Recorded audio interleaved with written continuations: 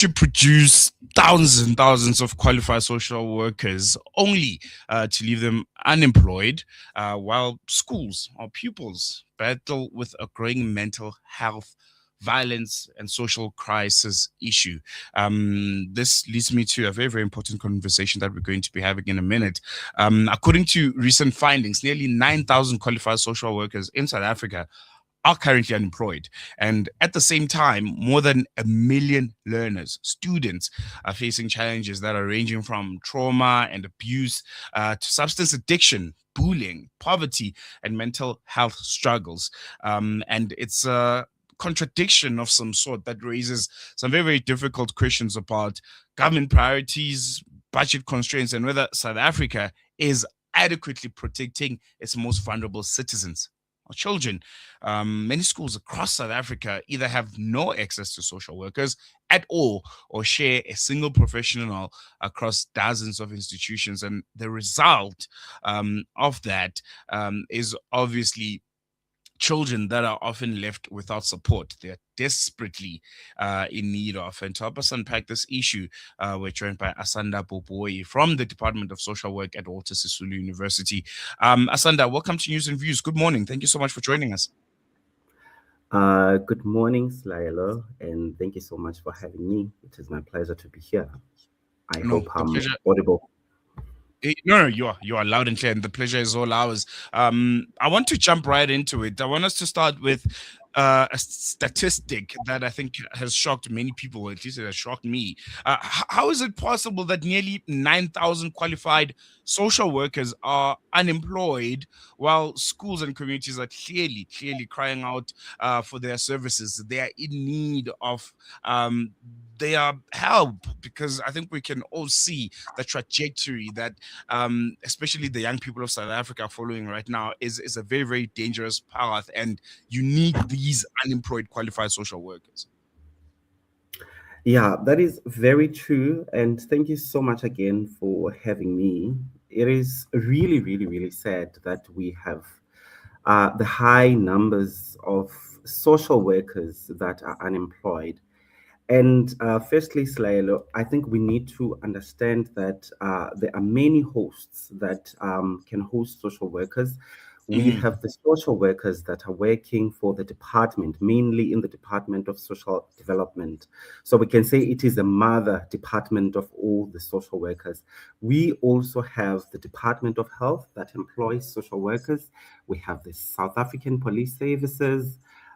We have so many governmental departments, including the Department of Education.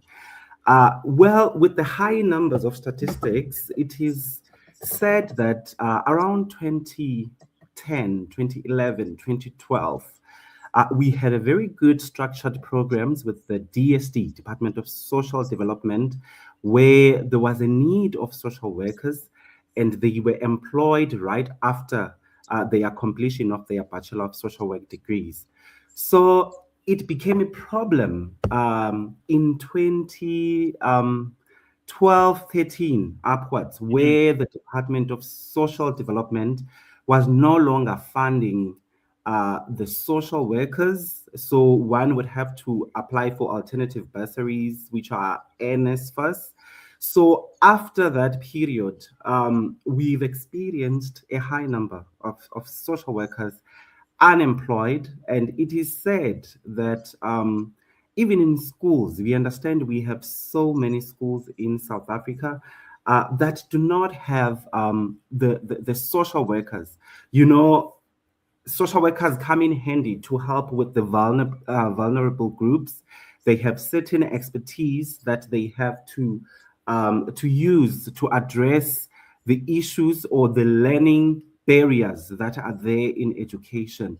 So it is clear that the government is failing somewhere to have budget for these social workers because we keep on producing social workers each and every year. The statistics that we have now uh, may have been updated because each and every year there are social workers that are being produced. So it is a crisis, it is sad, and we have also high numbers of social workers that are going abroad. There are many forms that we've signed for those that are in England, they are in Australia because of unemployment, and others have even opted to go teach in China or Mm, other Asian areas. Um, English as a foreign language. So it is very sad. The government somehow is failing us, and yet this is an opportunity for them to be employed in schools, because you will understand that schools are flooded with so many challenges, and yet a very few schools have school social workers. Firstly, you have social workers that are employed by the district offices. A few of them are across the provinces are district based, others are in circuits, others are in the inclusive education where they deal with disabilities of learners. mm, Then you have a few social workers that are employed by the individual schools in the SGB contracts. So those schools that have really seen the need for social workers in their schools, they have, you know, I'd really love to say that they were proactive enough not to rely on government money, but to use their SGB budget to employ the social workers in their schools. But you also have the good schools, especially in the Western Cape and Gauteng and Free State, where you will have schools properly functioning and having about 2 to 3 social workers per school. I was surprised when I visited one in Cape Town. mm, Yeah, I think let me mm. stop right there. Thank you. No, thank you. Thank you for that because I think it puts a lot into context on where we currently find ourselves. I want to come to I think a very important aspect, the impact of this, because we're hearing that more than 1 million learners are currently in crisis because there's a lack of social workers. What exactly does that mean? What kinds of challenges are children presenting with on a daily basis because they just don't have access to these professionals? As you mentioned, some are unemployed. Some have decided to go teach abroad or render their Yeah. services in other parts of the world.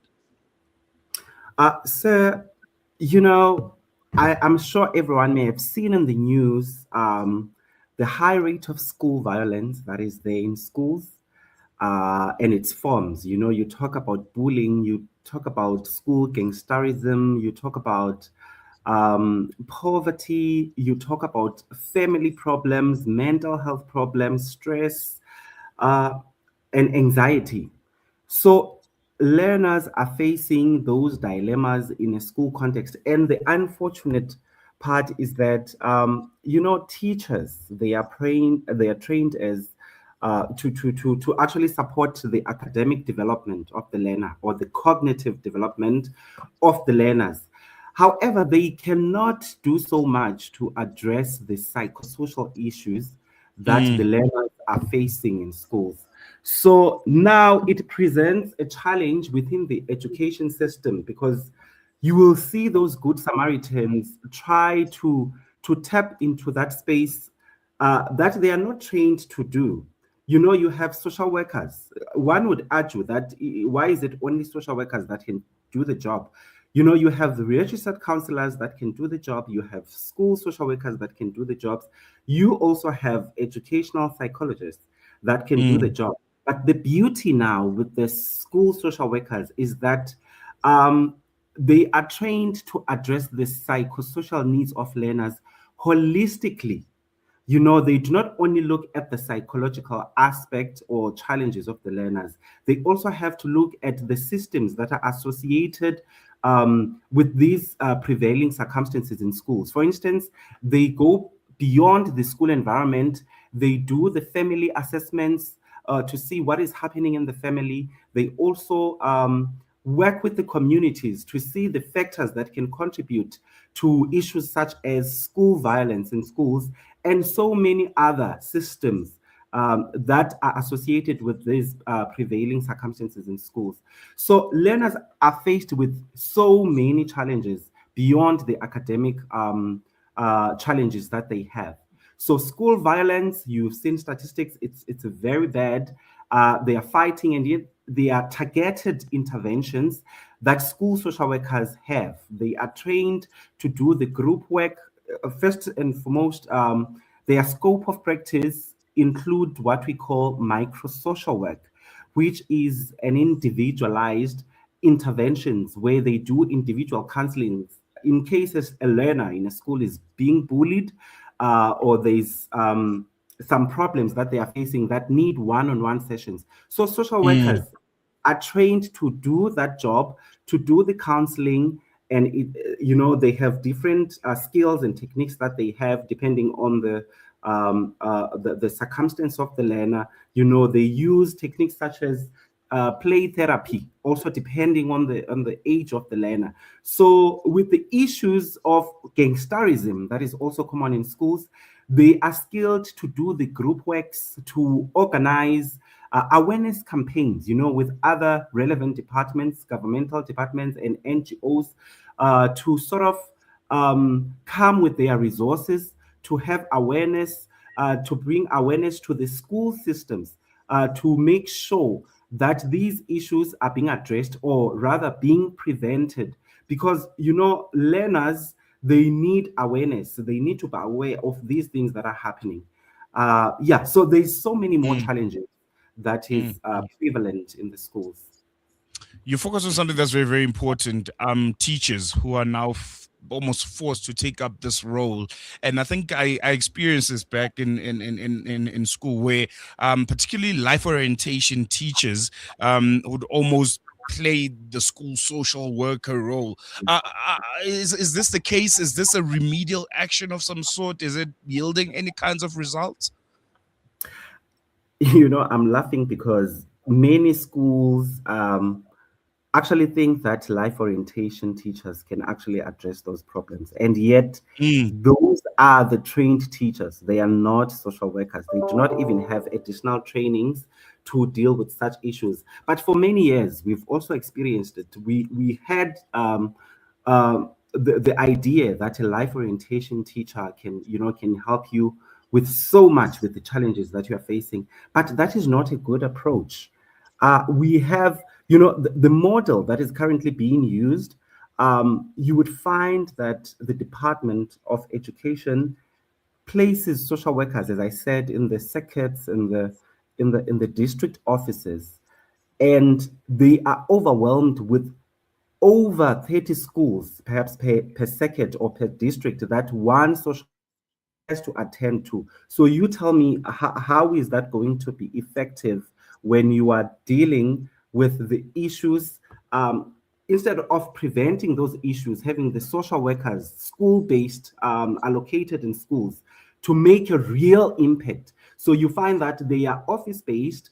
They wait for the cases to come to them. So that approach is totally failing. It is not working, including the ones for life orientation teachers, because they are not trained to actually address the psychosocial challenges that the learners are facing, or what we call the barriers to learning. So the life orientation teachers, it's good that they are there, and some of them mm, are good, are really good. They are parents, they really want to help, but there is a certain extent that they cannot go beyond. So schools need to have the school social workers. So if I can just give you a little bit of background, now referring to our professional body as the social workers, we have South African Council for Social Service Professions, which has recognized school social work as a potential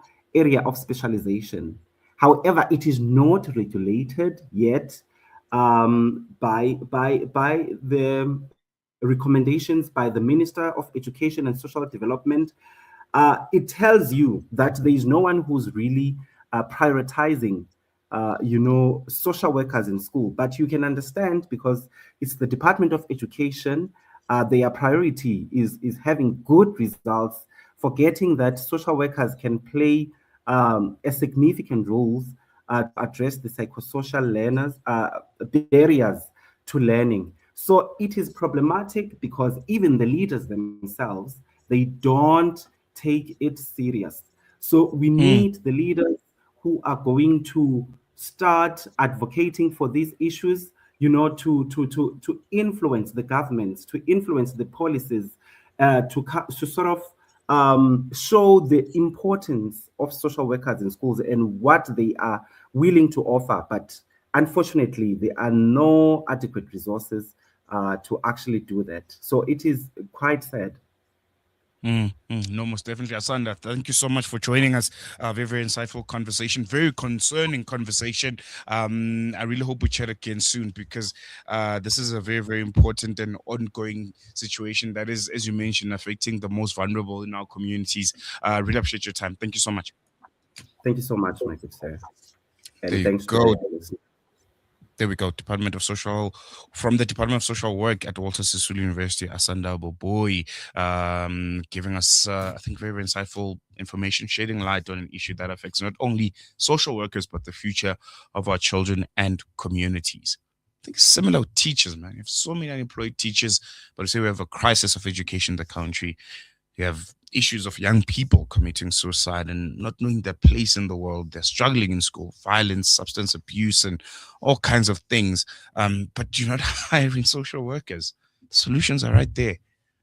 Going to take a quick break. News and views continues after this.